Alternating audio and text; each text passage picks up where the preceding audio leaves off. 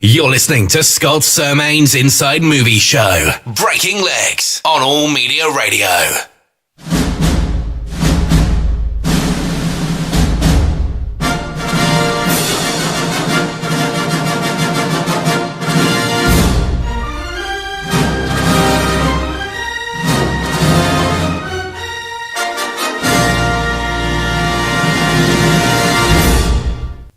Hello, good evening and welcome.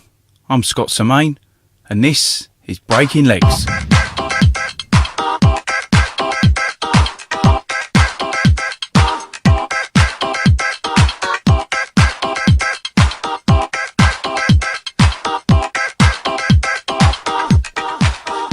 Tonight on the show, we've got news, competitions, trivia, music, with Breaking Legs with producer Jonathan Sothcott. But first, let's have a bit of nostalgia.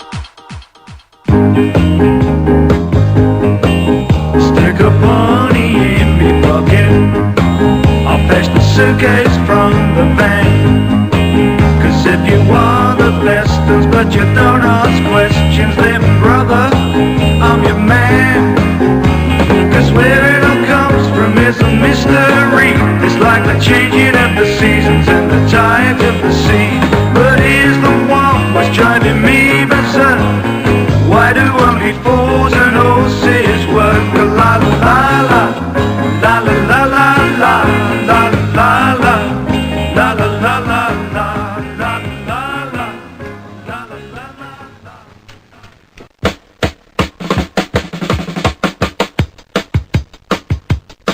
We got some off-price crack ties, some miles and miles of carpet tiles, TVs, deep freeze and David Bowie LPs, all games, gold chains, what's names and header push, and Trevor Francis track suits from a mush and Shepherd's Bush. Push, push, push, push, push, push.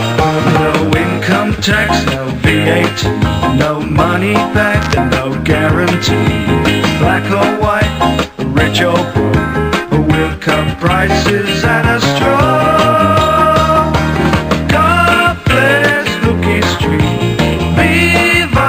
Hooky Street, long live Hooky Street, say magnifique, Hooky Street, magnifique, Hooky Street, Hooky Street, Hooky Street, Hooky Street. That was, of course, the theme tune to Only Fools and Horses, this week's Nostalgia. This week's Nostalgia is on for two reasons. First reason, it was requested by Barry Heath, regular listener to the show. He emailed in and asked for it. Second reason is the original producer of Only Fools and Horses, Ray Butt, sadly passed away recently. And it's a bit of a tribute to him as well for getting Only Fools and Horses going. He was producer and director of Only Fools and Horses, and he was also producer of The Liver Birds, Are You Being Served, Last of the Summer Wine, Citizen Smith, Just Good Friends and Dear John. He also won 2 BAFTAs. And that was this week's Nostalgia. You're listening to Scott Sermain's Inside Movie Show, Breaking Legs, on All Media Radio. So it's competition time, and what we'll do first is go through last week's competition, and the clues were, it was released in 1983, the other clue was immigrant, the other clue was club, and the bonus clue was cockroach. The song was Rush Rush by Debbie Harry, and the answer was, of course, that great film Scarface. And this week's competition winners were Barry Heath, regular listener to the show from Sutton, just outside London, Glenn Payne, another regular listener from Great Hawksley near Colchester, and Minnie LaHongre from the Bronx in New York. They all got Scarface. And it was a scene where they all went into the club that later on turned out where Tony ended up having an assassination attempt on his life. So this week's competition clues are: the film was released in 1992. The next clue is green V-neck jumper. The next clue is 2 girls dancing. And I'm going to give you a bonus clue here. Crossed legs. And the song's called Blue by Latour.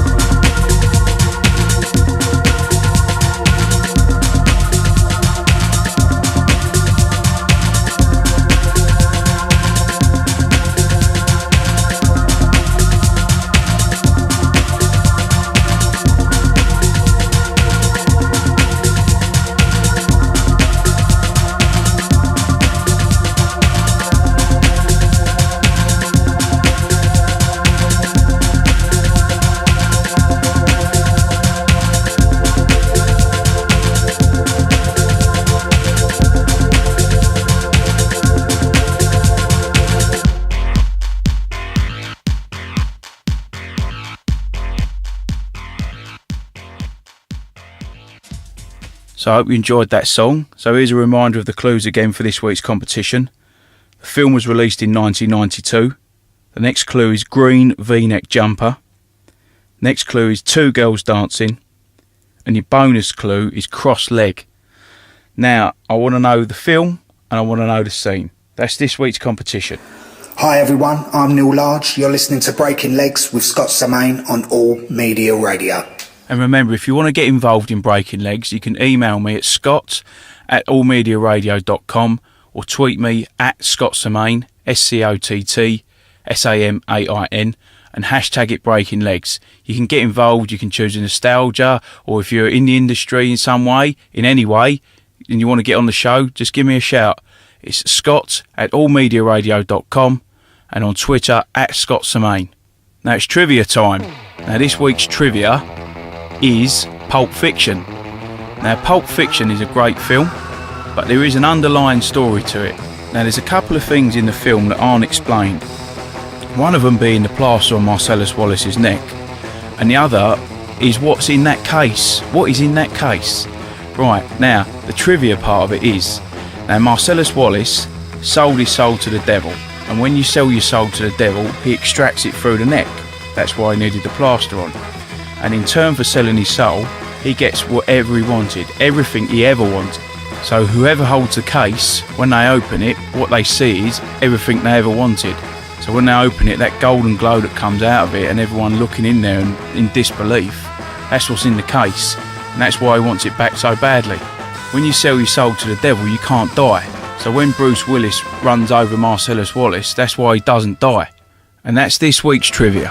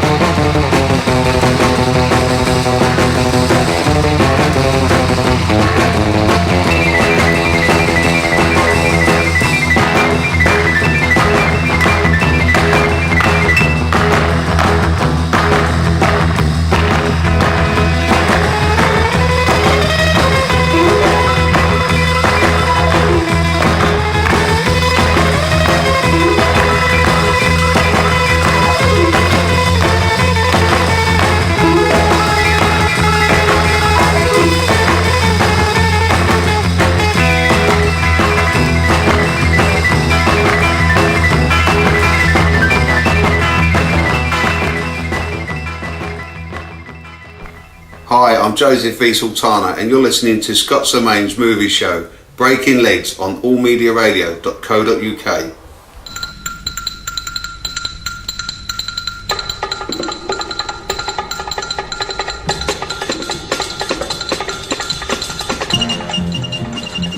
And this is the news since I recorded the last show. As I reported earlier, it's sad to say that the original producer and director of Only Fools and Horses, Ray Butt, sadly passed away recently. On a lighter note, the casting for Assassin has just begun. That's a new film from Richwater Films, produced by a Breaking Legs guest this evening, Jonathan Sothcott, directed by J.K. Amalu and starring Danny Dyer. Also, Batman and Superman film is coming out. There's lots of conflicting stories there, whether they actually do battle or team up. And also some pictures have been released from the upcoming Dawn of the Planet of the Apes. You're listening to Scott Samain's Inside Movie Show, Breaking Legs on All Media Radio.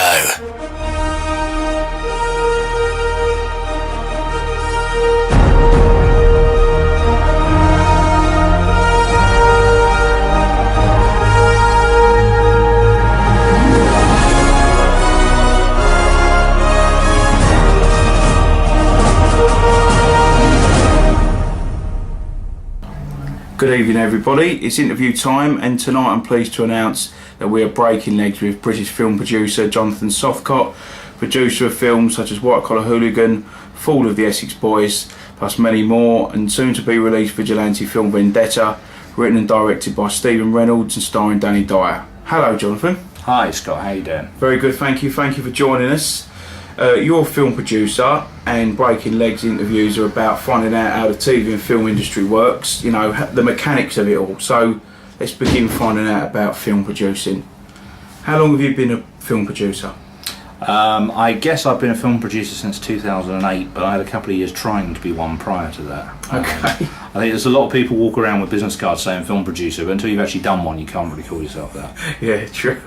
Everyone's at it at the moment, isn't they? It's the easiest thing in the world, apparently. What did you do before becoming a producer? Well, I always wanted to get into the entertainment business, but I had no idea how. I grew up in the middle of nowhere in the country and didn't have any kind of way in, and this was pre-internet, obviously. Yeah. So I started out as a film journalist. I sent a load of articles into different magazines on spec, and a couple of them bit, which was very rewarding, not so much financially, but it was a kind of foothold in. Yeah. And then I started making documentaries about films. When DVD first came out, everyone was spending a lot of money on old movies and doing kind of making of documentaries and what have you, and I somehow drifted into that. Okay. From that, I plugged my way into running a TV station called the Horror Channel Right, yeah. when I was 24, which was insane. And that experience kind of taught me that rather than buying and selling and trading and writing about other people's films, I really wanted to make my own. And a friend of mine who I met along the way, a director, producer called David Wicks, who used to make The Sweeney and The Professionals and stuff like that, kind of took me under his wing a bit and said, you know, you should think about doing this, you know, this is kind of where your future lies, my boy. And I'll always be grateful to that. And eventually, you know, I got something together and got out there and did it. Brilliant. Great story. Okay, so who or what influenced you into becoming a film producer? I think David Wixer was a great influence on me. You know, when I met him, I was in my early 20s and he was probably in his mid-60s, and he had this big old house in Kensington and a very attractive young wife and a flash car, and I was like, this is the guy I want to be, this is great. And he'd made all these great movies and TV shows. You know, I grew up on stuff like The Sweeney and The Professionals, and he made Jack the Ripper with Michael Caine and all that kind of stuff. And it's funny, at the time, because I was quite a shy and retiring type 10 years ago, I thought his kind of very aggressive attitude to messes was a bit much. I now realise that it was just born of experience, and I'm exactly the same. Yeah. But I learned an awful lot from him, and he was a really great mentor to me. Cool. So what was the first thing that you produced? Well, I had an exec producer credit on a film that no one's ever seen called Wish Baby, which was the first urban horror movie, and starred an actress called Tiana Benjamin, who was in EastEnders and Harry Potter. I know Tiana. And she's a lovely girl, Tiana. Yeah, I went to learn to share with her. Yeah. Okay. Yeah. And also had a cameo from Fenella Fielding, the Carry On actress, in it. And it was a kind of voodoo movie. And it got some really nice reviews. It was a really well-made film by a director called Stephen Parsons, who's also a film composer. But there was a legal issue on it. Everyone fell out like they always do on movies, and it got pulled off the shelves, and it's never resurfaced, which is a real shame, because it's a good little film. And from that, I met and became friends with the actor Martin Kemp. Not that he was in it, but we just met and, you know, had a kind of like connection together, and got on. And he was looking to direct a movie, I was looking to kind of properly produce a movie, and we made a film together called Stalker, which was a little thriller, which I'm really proud of, and that was my first proper producing credit. Okay. What do you like most about your profession? The days off. No, I mean, look, it's whatever hardship I have is nothing really. You know, I make a living out of my hobby. I love films. It's hardly like going down the mines, is it? Really, No. It's a great life. I get to meet really interesting, creative people. I get to make something that hopefully people like and enjoy. And you know, I don't tend to make message movies. I tend to make kind of popcorn movies. Yeah. But sometimes you get to tell a really good story, and that's really gratifying. Cool. Okay. And what do you like least? Actors.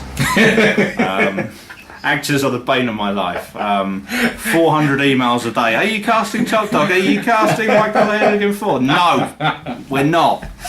And of course, the thing is, you know yourself as an actor. Everyone is an actor now. The postman's an actor. The guy that comes to read the meter's an actor. Everyone is a blooming actor.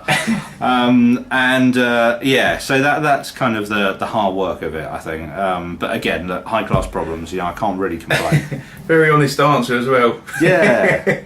Okay, Jonathan, I ask all my guests to pick some music, and the rules are it has to be from TV and film.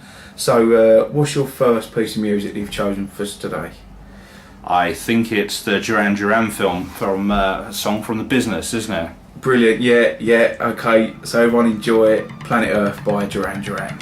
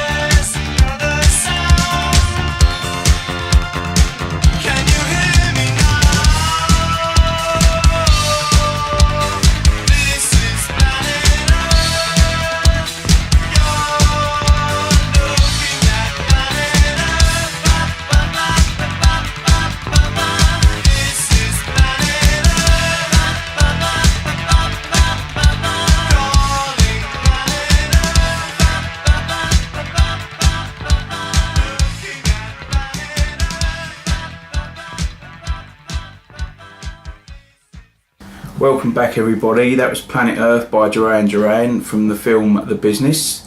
We're breaking legs with producer Jonathan Sothcott. Welcome back, Jonathan. Thank you very much.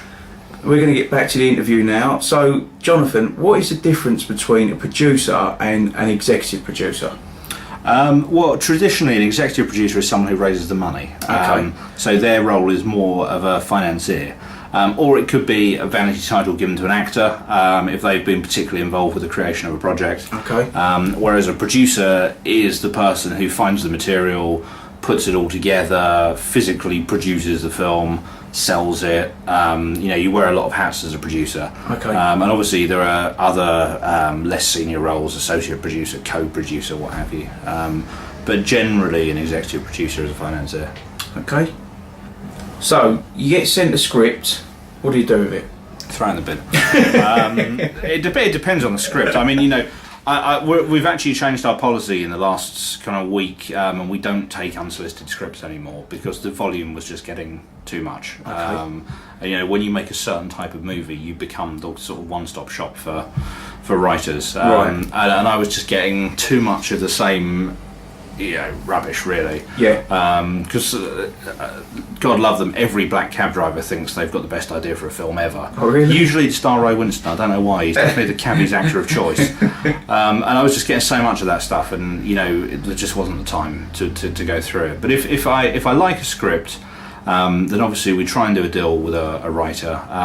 One thing I've noticed recently that is happening more and more is writers are sending me scripts that they've already attached actors to, which is a really big no-no for me because that's not the writer's job. Okay. If you've written a good script, you don't need to do anything else. Just send the script in to producers. That really is enough because ultimately, it's our job to understand the market and who works and who doesn't, and it's your job to write great scripts. Okay, that's interesting. Would you mind explaining when you say unsolicited, just for everyone? Sure, sorry. So unsolicited is when people send speculative scripts in without being asked to. Right, okay. Whether they email them in through the website or they post them to my office or whatever. Generally, if we meet a writer, we sit down with them and say, what have you got? They say, I've got A, B and C, and I say, I like B, and they send us that. Okay. Or an agent will recommend that I should read something because they think it's good. I mean, it's difficult, the correlation between being a talented writer or actor and having a good agent isn't as obvious as you might think. There are plenty of great actors with bad agents, same with writers. It's a difficult thing and you have to try and strike a balance, but from my point of view it is just volume at the minute that's been the problem. Okay. If you like a script, what happens next? Then we try and do a deal with the writer or the writer's agent. Okay. A financial deal to make the film. I'm a great believer in not wasting people's time. So I'm not one of those people who wants to take on a script and mess about with it for 2 years if I don't really think I can make it.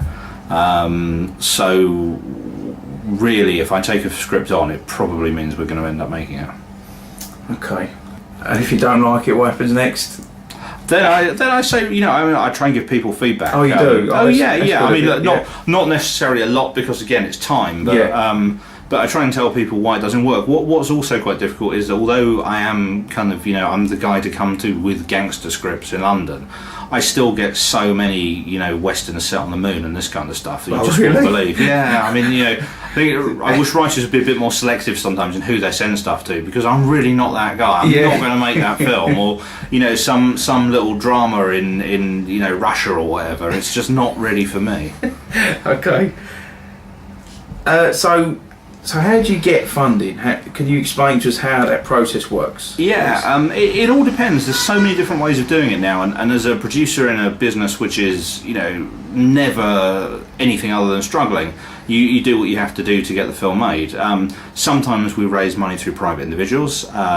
Sometimes we get given money by film studios to make movies. The film that I'm making later in the year, Top Dog, is financed by Universal Pictures, which is a very nice and easy process. Vendetta, the film I just made, was financed privately by people. People putting in anywhere between £1,000 and £45,000 each. And there are tax benefits available to those investors if they're British taxpayers, which make low-budget filmmaking a lot easier, that's for sure. Okay, I mean, if you don't mind me asking it, so someone's put either £1,000 in or £45,000 in and they're getting a tax break, but how does it work? Where do they get their return? Well, so we make the film, sell the film to a distributor, normally for what's called a minimum guarantee. So that's an amount of money that the distributor is comfortable that they'll make back. So say they put up £50,000 or £100,000 or £1 million, whatever it will be, and we work very, very carefully with sales agents and with distributors so that we make a film that is as safe as possible for investors, which is why I keep making the same things over and over again, the gangster stuff, the hooligan stuff, because it sells. And so you mitigate the risk as much as possible by making as commercial a film as possible. And with Vendetta it was a case of having a very bankable actor, a genre that works, the vigilante stuff is always popular, Harry Brown, Death Wish, etc., etc. A kind of reliable supporting cast Vincent Regan, Ricky Harnett, those kind of people who just give it that bit of extra credibility. And I'm very pleased to say that we've sold the film in one territory and the investors are in profit already. So it's been a very good experience so far. Those aren't always the way it goes. Sometimes it can be a slow burn. Sometimes you have to sell a whole bunch of countries in order to do that. But if you're careful and you don't spend too much, it's not impossible to mitigate risk in film investment right down to the wire. Okay, that's interesting. Thanks for answering that. So, how many people work for you? On a film, between 30 and 100. Okay. The rest of the time, I have an assistant, that's all. Right, okay. So, could you talk us through a normal day's work? There is no normal day's work, unfortunately. I don't live in London anymore. I moved out to the country a while ago. I commute in 3 or 4 days a week for meetings, for screenings, for all kinds of bits and pieces that I have to do here. But I spend half my life stuck on one of my 3 phones, or the iPad, or computer, or all that kind of stuff. My primary business is raising finance and finding product when I'm not actually physically producing a film. At the minute, I'm between making 2 films, so I'm meeting actors, I'm meeting directors, that kind of thing. Okay. So it's time for another song, Jonathan. What's your next song? Yeah, so the next song is actually the instrumental theme from one of my, in fact, probably my favourite British movie, The Long Good Friday, which starred Bob Hoskins and came out in the 80s. And there's a film that I think we all aspire to make something almost as good as. Brilliant. Okay, everyone enjoy.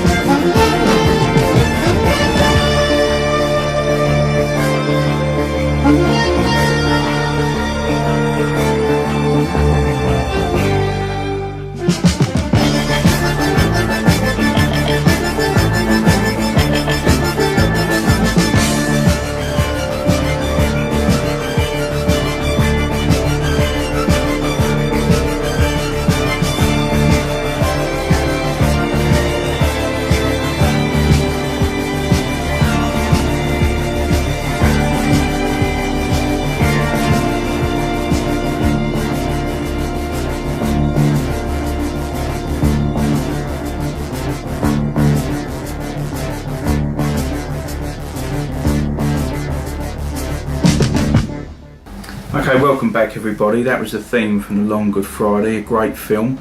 We're breaking legs with film producer Jonathan Sothcott. We've been interviewing him about being a film producer and what he does. So welcome back, Jonathan. Hi, how are you doing now? I'm very good, very good. So who chooses your crew? Me. I'm very lucky. I have a regular crew who I take from film to film with me. Occasionally some of them booked on other jobs, but I have a kind of nucleus of really strong people that I put together across 24 films, sort of picking the cream from each one, and they're a really talented, hard-working group of people. Vendetta was the kind of culmination of that. I really did have the best crew I ever worked with, and they were fantastic, so I'm very lucky in that sense. Okay, so how do you cast your actors? It depends. The leading parts are very important because obviously the names that go above the title are the ones that get bums on seats or DVDs bought in Asda. And I'm constantly talking to the film distributors, to the supermarkets, to those people to find out who's hot and who's not. There are some people who are always hot. There are some people who have little bursts of excitement. And that's kind of how that's done. So I have a list. I mean, I have a very important list of who's good. I also have a list of who's not good, which I can't tell you about. Blacklist. Yeah, definitely a blacklist. And then the rest of it, I work with a casting director who will put out a call on Spotlight, the actors' casting website. Goes out to all the agents. They get breakdowns of the parts. They submit clients who they think are suitable for it. Lee, the casting director, runs through it all. He cuts that down by probably 90% and sends the 10% he thinks are right to me. And they come and audition for us, and we give them a script in advance, a couple of pages, and they come in and they audition. We film it, we review it, and then we make an offer. Okay, cool. Who sorts out the catering for the set and the films? It depends on the movie. I mean, sometimes it's Domino's. It really is very difficult feeding film crews, because if you give them vegetables, they want pizza, and if you give them pizza, they want vegetables. But they work very hard, so we try and accommodate them as much as we can. We had a lovely experience on Vendetta. There was a guy who kept tweeting me and Danny about he had a spare rib business at West Ham. I saw that, yeah. And he came down and did ribs, and I have to say they were amazing. So if you're at West Ham and you see the rib man, go and get some, because they're brilliant. I must have missed him that day. How does working on location work? For example, finding it and then actually using it. Location's always difficult. It's not difficult to find them, it's difficult to manage the expectations of the people that own locations with the practicalities of low budget filmmaking. There is nothing worse than shooting in a big old country house where everything is beautiful china and drapes, because they don't want you in there, and they don't want you in there, and they know that you know, and that's, yeah. That's a bit of a nightmare. But generally speaking, with this kind of modern London urban stuff that I do, we're shooting in people's houses and offices and pubs and whatever. Every time I start one of these, I'm like, hopefully this time we won't have a strip club, but unfortunately we always end up with one. And they can be pretty grim places to shoot in the day. So I have a location manager. They go out, they recce, they come back to me with a list of options with photos and prices, and we work through those with the director and find out what works best, and hopefully we accommodate it. I always say to the crew, whatever you do, just try not to interrupt whatever the people are doing who are there, because generally speaking, people don't like to leave you alone in their house, and that's completely understandable. Yeah. Okay. So you finish shooting and editing the film. How does the distribution side work? Well, like cinemas, DVD, yeah. etc. So you sell the movie to a distributor. So for example, on Vendetta, I've sold all the UK rights to Anchor Bay Entertainment. So they now work out how and when they're going to release the film theatrically, then how it's going to come to DVD, Sky Box Office, all those other digital platforms, iTunes, Love Film, etc., etc. So kind of once I've sold it, it goes out of my hands. Although I like to be very involved without becoming a pain in the bum for them. Yeah, I mean, so is there anything, although you've sold it to them, is there anything you could perhaps veto if you didn't like it? Or is it? Yeah, I mean, that's part of the contract. There are certain things that I wouldn't, if they wanted to market it as a musical or something, then obviously I would have to put the kibosh on that. Yeah. But you choose your distribution partners carefully. And so hopefully that doesn't happen. I mean, one of the most frustrating things about making independent films in the last 5 years has been this habit distributors have of mis-selling films. So they make a film look like a gangster movie on the DVD cover, but actually it's a comedy or whatever. I mean, the most famous example of that is the Danny and Tammer film City Rats. I don't know if you've seen that. Which is a fairly depressing urban drama, but they sold it to make it look like The Business too. And nearly 500,000 people bought that and were very disappointed. So that kick-started this, because the important bit of that is 500,000 people bought it, so that kick-started this trend of mis-selling films. And I did a really terrible comedy about the film industry called Just for the Record. It had Rick Mayall, it had Stephen Burkoff, it had Phil Davis, it had a great cast. And Danny and Craig Fairbrass were in it for 2 minutes, and the front of the cover is black, white and red, and it's Danny and Craig with knives and guns. and a picture of Danny, Danny was playing a film producer, and he looked very different. They just took a picture from another movie and stuck it on the front, and obviously there were a lot of very disappointed people on that basis too, which is frustrating as a filmmaker, because most people don't understand the distribution process. Obviously, why would they? Yeah. So they look to the filmmakers for recourse. Okay. Right, what's your favourite film that you've produced? Vendetta, without a doubt. It's the culmination of everything I've tried to do as a filmmaker. And I was very lucky. It was the best cast I've ever worked with, the best crew I've ever worked with. the director and I get on incredibly well, which is not unusual. I mean, you know, I had such a good experience with Martin Kemp when he directed Stalker, and obviously we're very good friends, but the energy on Vendetta was fantastic. You know, I think I had a lot to prove on it. It was the first film I've done on my own, with my new company, without any partners. Danny, it's a bit of a comeback vehicle for him, so yeah, you know, it's something I'm really proud of. Brilliant. Okay. And is there any film that you wish you hadn't made, or maybe you wish you'd burn or delete? Oh, too many to mention. I made some really horrendous films. I'm really sorry if anyone listening to this has bought them, but no, you can't have your money back. Okay, look, it's time for some more music. What's your next song, Jonathan? Yeah, it's an obscure song, this. It's called Shooting for the Moon, and it's the end credits song from Teen Wolf, which is one of my favourite movies from the 80s. It's by a singer called Amy Holland, and everyone remembers Win in the End from Teen Wolf, the kind of climatic basketball game song, but I think this is quite a nice little romantic song from the 80s for you. Okay.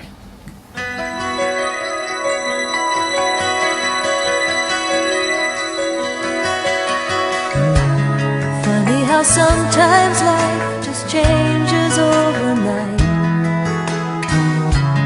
Magically everything we do turns out so right. Just like that, you pull rabbits out of your hat.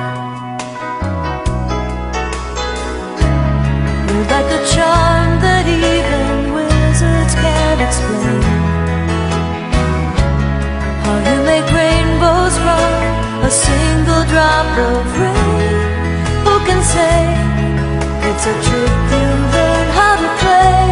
When you're shooting for the moon and finally make it, there's a lucky star shining on you. The candle on the cake is yours, so take it. Make another wish, it's sure to come true. Isn't that the way you do it? Tell me I can do it too. Yes, the candle on the cake is yours, so take it. Make another wish, it's sure to come true.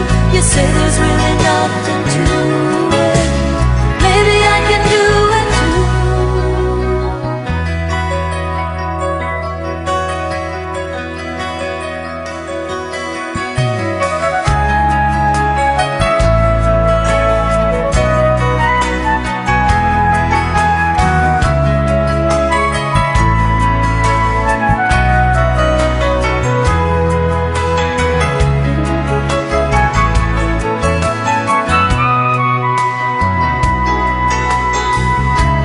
Who would believe one day you'd learn to walk on air? Everyone said no way, you haven't got a prayer. Click your heels, that's how up and happy it feels. When you're shooting for the moon and finally make it, there's a lucky star shining on you. The candle on the cake is yours, so take it. Make another wish, it's sure to come true. Isn't that the way you do it? Tell me I can do it too.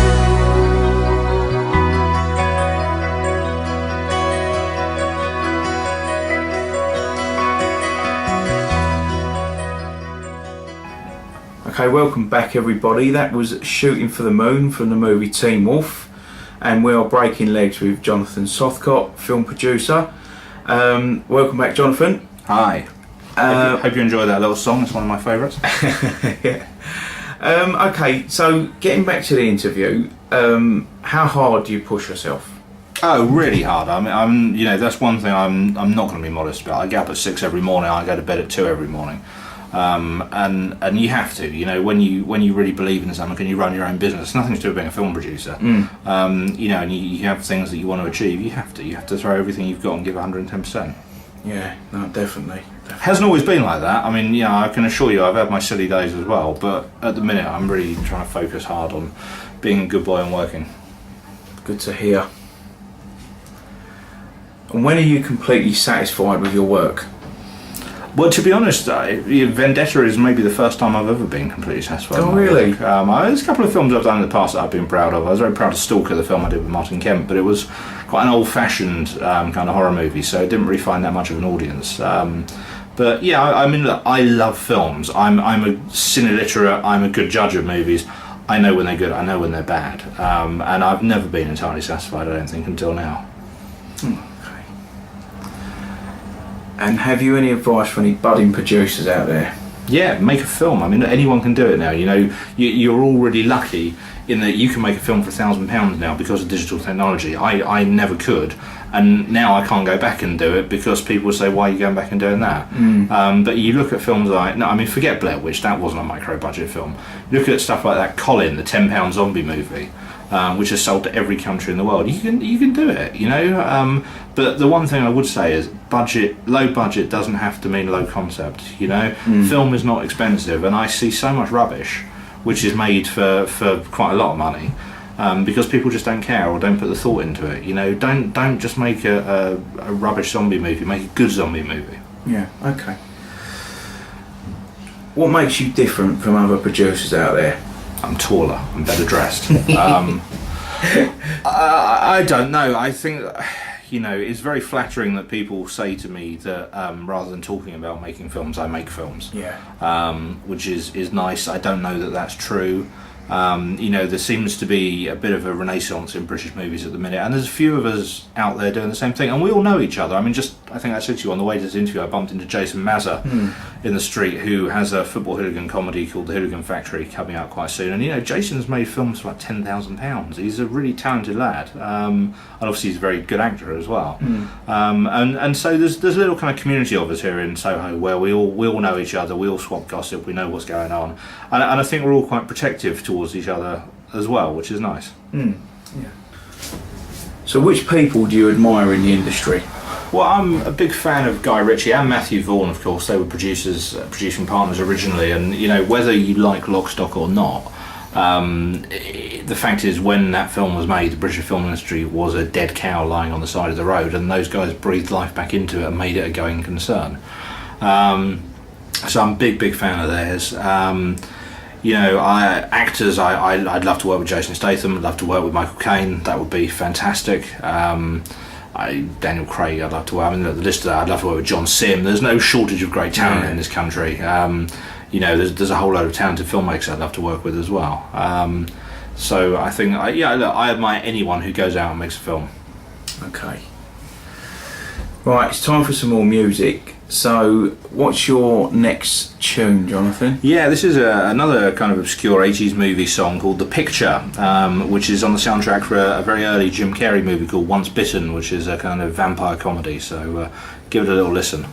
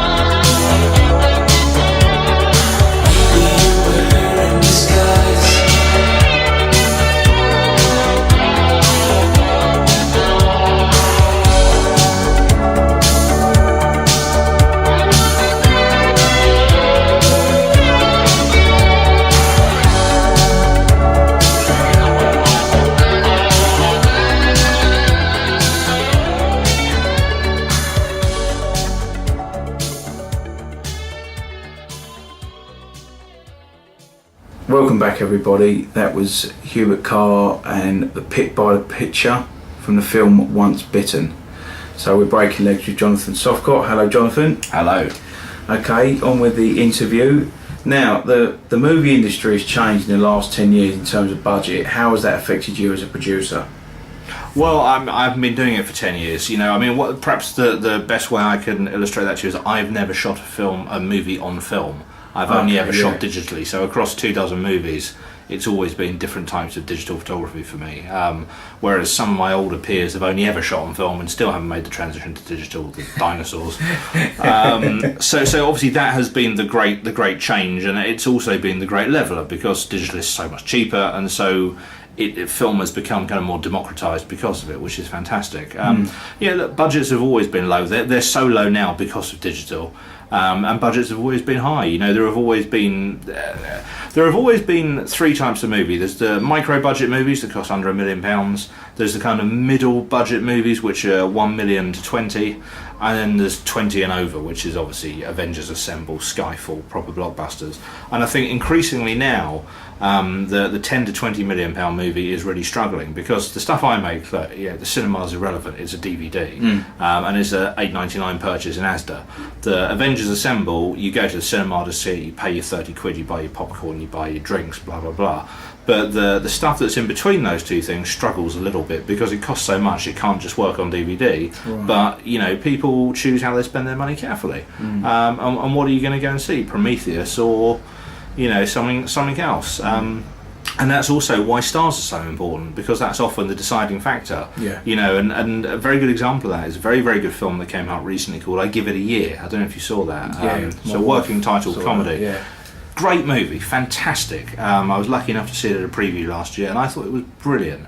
Did absolutely no business at all at the box office, and that's because it didn't have a cast that got people over the threshold. And you know, people say, oh, I don't like Hugh Grant, he plays the same part again and again and again. Yeah, because he's a star and that's why he gets paid the big bucks. Yeah. Okay. How do you think the film industry will be in the next 5 to 10 years, and what are you doing now to still be competitive by then? I think it will go through a weird phase where the gap I've just talked about will get wider, and I think ultimately there will only be very low budget and very high budget, and I think that the middle ground films will go to TV. Because networks like HBO in the States, you know, you look at Game of Thrones and stuff like that, the production value is so much better than the middle budget films. And increasingly, I mean, you know, I was reading an interview with Steven Spielberg and George Lucas the other day where they were saying their film that they just made together only just got a theatrical release. It was an HBO movie, and you know, they really thought that the home for it was HBO. And that's Steven Spielberg and George Lucas, the two most powerful filmmakers of the last 50 years. And so there's no shame in that anymore. I mean, you know, it's a great personal hate of mine. They say is it straight to video, like that's a bad thing. The money is in video. The cinema is an advert for the video. If you don't understand that, you don't understand the film industry. It's not a bad thing. And increasingly that will happen. Obviously, you know, for 10 years now, people have been saying, oh, films are going to be on the internet. Well, they're not yet, and they won't be in another 10 years' time either. You know, there's an awful lot of talk in the newspapers and this kind of stuff about how it's all changing. You know, most people in this country still buy DVDs. And if you need an example of that, 2 million people bought Skyfall in its first 2 weeks of release. That's a huge chunk of the population. So all this stuff about DVD being dead is nonsense. I'm glad you said that, because it's sort of, you know, people always do that, don't they? Oh, straight to DVD. Yeah. Oh, yeah. Good, okay. Now, how has social media affected things for you? Social media is fantastic. I mean, I think Facebook's largely a waste of time in terms of selling films. I mean, look, if you want to put your pictures up for your mates to look at it, it's great. But Twitter has revolutionised selling low-budget movies because it's a way to engage with your audience, which is fantastic and rewarding. But it's also a way of engaging your talent, your actors and your directors to promote the films without necessarily having to go on chat shows or expensive publicity tours, which they might not want to do. So it's absolutely fantastic. I mean, you know, any movie that comes out now that doesn't have a serious social media presence is going to not work as well. Okay. Who is your favourite actor, actress and director? Well, my favourite actor is Roger Moore, because I'm a child of the 80s and I grew up loving those Bond movies. Is he the best actor in the world? Not necessarily, But nobody does it better. That's my point of view, and I'm sticking to it. Like it. I'm a big fan of Michael Caine. I'm a big fan of Sylvester Stallone. I'm a big fan of Charles Bronson. Again, that's the era that I grew up in, when kind of movie stars were men, and that was the way it was. Today, I'm a very, very, very passionate admirer of John Sim. I think he's one of the best actors working in the country right now. Definitely. I wish he'd do more independent films. If you're listening, John. Like I said earlier, we're flooded for talent right now. I think my favourite actress of all time is Sharon Stone. I think she's absolutely amazing and fantastic and beautiful. And there's an awful lot of bimbos around today that could learn a lot from her, because this is a woman who the whole world has seen naked, but she's still a class act, which is something to aspire to. And I think my favourite director is probably everyone's favourite director, which is Steven Spielberg. Jaws is for me the greatest film ever made, and he always delivers, which is brilliant. Okay, right, it's song time. So, what is your next song? Yeah, so back to the 80s again. I love a bit of Karate Kid, I'm sure you do too, and this is You're the Best by Joe Esposito, which is the end song from the Karate Kid. Top tune, enjoy. Try to be best, cause you're only a man, and a man's gotta learn to take it. Try to believe, though the going gets rough, that you gotta hang tough to make it. History repeats itself, try and you'll succeed. Never doubt that you're the one, and you can have your dreams. You're the best around, nothing's gonna ever keep you down. You're the best around, nothing's gonna ever keep you down. You're the best around, nothing's gonna ever keep you down.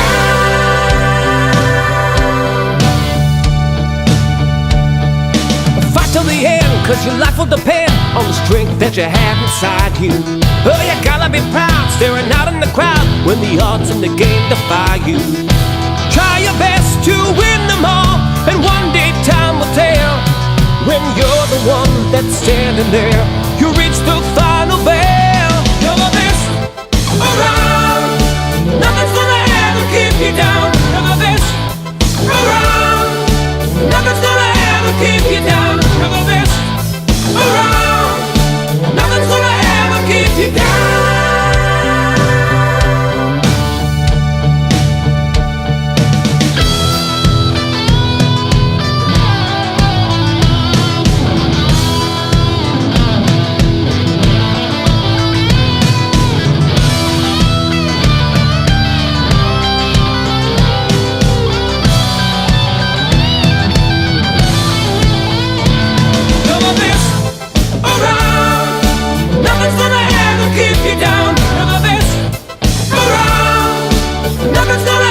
Keep you down, you're the best around.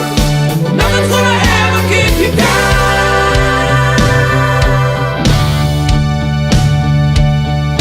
Fight till you drop, never stop, can't give up till you reach the top. You're the best in town. Listen to that sound. A little bit of all you got can never bring you down. You're the best around, nothing's gonna ever keep you down. You're the best around, nothing's gonna ever keep you down. You're the best around, nothing's gonna ever keep you down. You're the best around, nothing's gonna ever keep you down. You're the best around, nothing's gonna ever keep you down. You're the best. Welcome back, everybody. That was You're the Best by Joe Esposito from Karate Kid. We're breaking legs with Jonathan Sothcott. Hello, Jonathan. Hi. Jonathan, have you ever thought about being an actor? No, I haven't. My pet hate is producer. I've got a lot of pet hates, as you probably gathered. So I should be on Grumpy Old Men. But there's a tendency amongst producers and directors to want to be in their films, and I hate it. I really hate it, because ultimately, if you're a good actor, you don't need to be a producer. In the same way that if you're a good writer, you don't need to be a publisher. Talent will always succeed, and cream will always rise. And it's an increasing disease in the film business, unfortunately, producers who think they're actors. And they're always terrible, but so no, absolutely categorically not. There was a day on Vendetta when we were short of extras, in a restaurant scene, and I sat at a table with my mate being an extra, and I just got up and after 5 minutes I said to the director, please shoot around me, I don't want to do this, it is soul destroyingly boring, I don't know how they do it. And I went off and that was it, so no, I won't be doing that again. I think you could do it though, Jonathan, I've got to say. I think you could pull it off. I think there's a picture you tweeted out of you, Danny Dyer, and I think Vincent Regan, and you were in the middle of them, these, you know, tough guys, and you were in the middle and you look really mean, and I was thinking like, you should be in the film. Well, I have a good accent, because obviously I'm a pussycat in real life. But, you know, Danny played me in a film. Really? He did this terrible comedy film called Just for the Record. Oh, is that what it was then? Was it? Because I haven't seen that film, I'll be honest. Yeah, so, no one's seen it, it's terrible. It's not worth buying for this, but Danny played this executive producer called Derek Lafarge, and he modelled it on my voice and my mannerisms, and he actually wore some of my clothes in the film as well. So he finds that very amusing. I'm not so sure I do. It seemed like a good idea at the time. I'm definitely going to buy it now. Okay, what kind of film would you like? I like action movies. Look, I'm a bloke. I like what we like. I love comedies.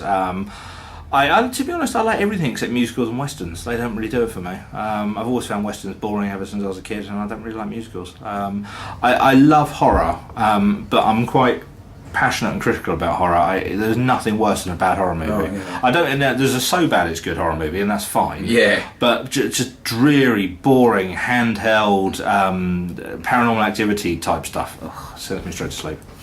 Okay. What's your favourite film and what's your favourite TV programme? My favourite film is Jaws. I absolutely love Jaws. I know every line of dialogue from it. I'm also a massive James Bond fan, and adore those. My favourite one, bizarrely, is the George Lazenby one, which I think is incredibly underrated and a really beautiful piece of film. And obviously I love British gangster movies. I love The Long Good Friday, love Mona Lisa. I'm really into that kind of stuff. TV programme, I love Game of Thrones. I think it's impossible not to love it if you watch it. I think it's the best thing on TV at the minute. Such great actors, such great storytelling. The production value is amazing, and it totally keeps you guessing. And I haven't read the books, but my girlfriend's read the books, and even they've changed it significantly so that whatever she thinks is going to happen doesn't happen, and that's really impressive. Yeah.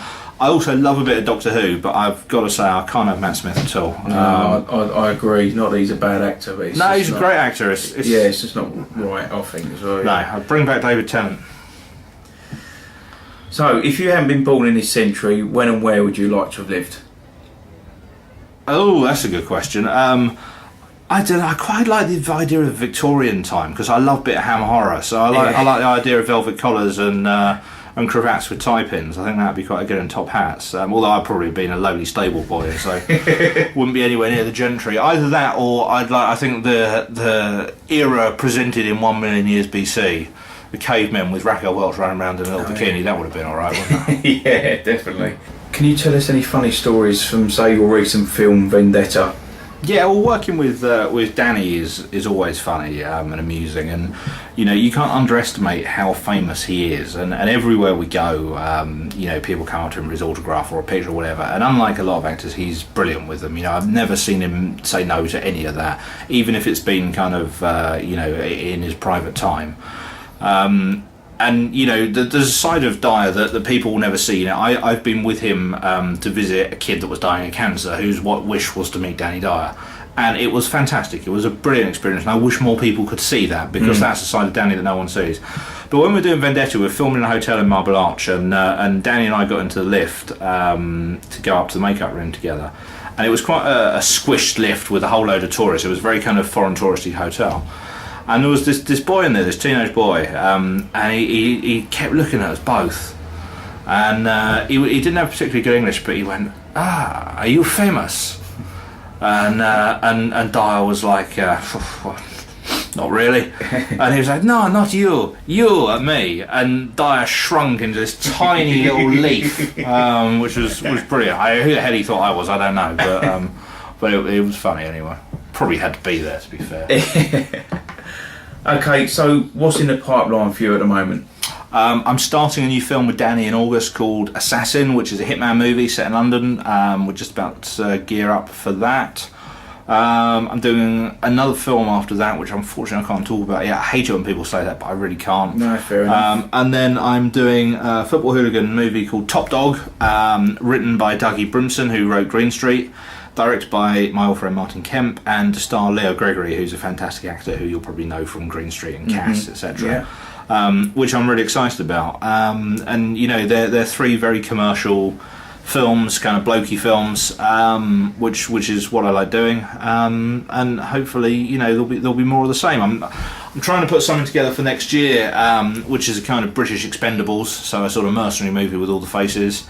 I think it's probably fair to say that Vendetta 2 is probably on the cards. The first one's been received very well by distributors, so we'll try and do something a bit different there. And there's you know, lots of things in the pipeline, so exciting times for me at the minute. Yeah, very. Okay. Right then, where can we find you? Twitter, Facebook, website. Promote yourself, Jonathan. Yeah, you can find me on Twitter if you want more of my ranting about the film industry. I'm just at Sothcott, and my kind of I don't really have an online presence as such, but richwaterfilms.com is my company. So check it out and have a look. And if you've got any nice things to say about the movies, I'd love to hear from you. And if you've got any horrible things to say about the movies, then save us both the effort and don't email me. Okay, look, that's the end of the interview, Jonathan. Thank you so much for joining me. It's been a real pleasure for taking time out of your busy schedule. Thanks very much, Jonathan. No, thank you very much, Scott, and I'll see you again soon. Brilliant, thank you. You're listening to Scott Sermain's Inside Movie Show, Breaking Legs on All Media Radio. And remember, if you want to get involved in Breaking Legs, you can email me at scott@allmediaradio.com or tweet me at Scott Sermain, SCOTTSAMAIN, and hashtag it Breaking Legs. You can get involved, you can choose a nostalgia, or if you're in the industry in some way, in any way, and you want to get on the show, just give me a shout. It's scott@allmediaradio.com and on Twitter at Scott Sermain. So I want to say thank you to Jonathan Sothcott for joining us on Breaking Legs, and thanks to Keith Bishop, KBA Associates, for letting us use his office to do the interview. As always, I want to say a big thank you to Matthew Lippman, who helps me edit it, and he sound engineers the show as well. And also, more importantly, all you listeners out there, because it turns out now we've got listeners in 21 countries now. 21 countries are listening to us. Thank you so much. And we're going to play out tonight to Carly Simon, Nobody Does It Better, from The Spy Who Loved Me. And this is one other song that Jonathan Sothcott chose. Thanks very much, and I'll see you on the next show. No